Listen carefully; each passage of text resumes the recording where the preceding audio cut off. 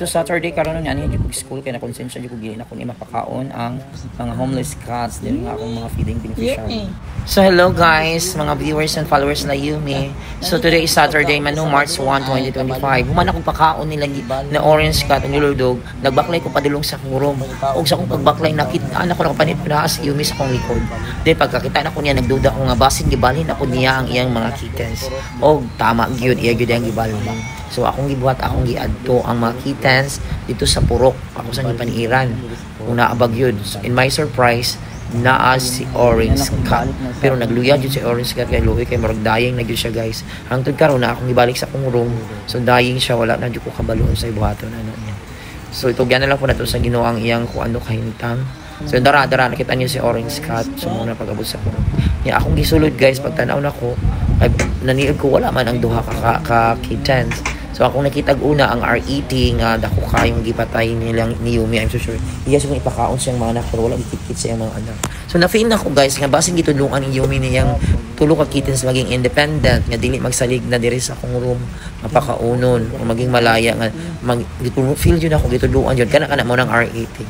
So gitudluan yun niya nga kuan nga maanad maging ready sa kalibutan sa cruel malupit na mundo para sa mga homeless cats no.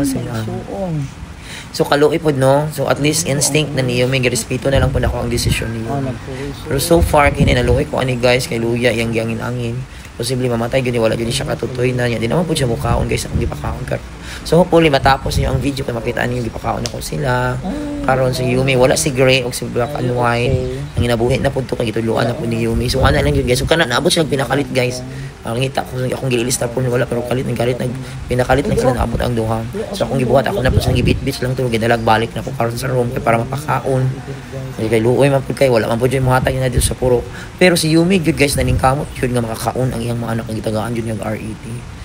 Pero wala man pud gikit-kit siya mga anak no kay naanan na pud mga limpyo na pagkaon yang mga anak, cat food o mga food so dara guys luoy kay mga dagway. Pero sana dili na mamatay ang orange cat mo ba na joy. Una ay kana makita na from yung ginadala niya uptick jud yung friend. So kana guys ako nang gibit-bit no nagkalisod jud ko bit-bit na nag-cellphone pa ko nagdala pa ko silang balon para padulong sa akong room.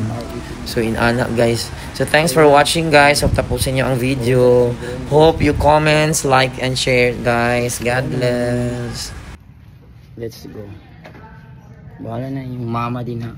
Pag-iwangan naman sa yung mama. Wala may pagkaon diri sa purok.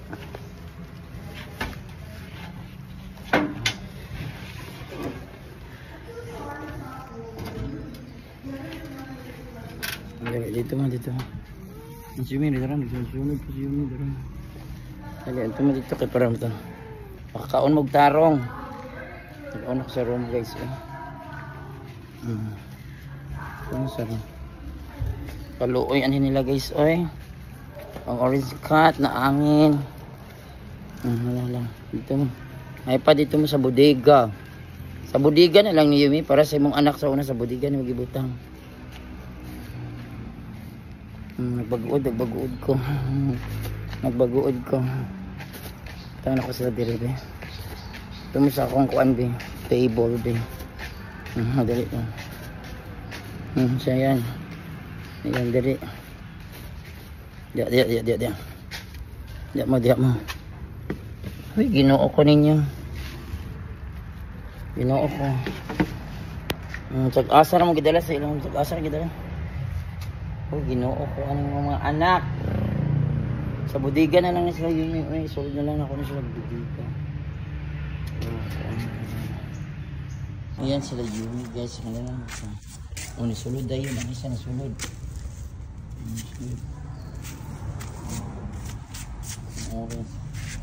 Na Yumi. Asa lagi dala ni Yumi guys. Ayan.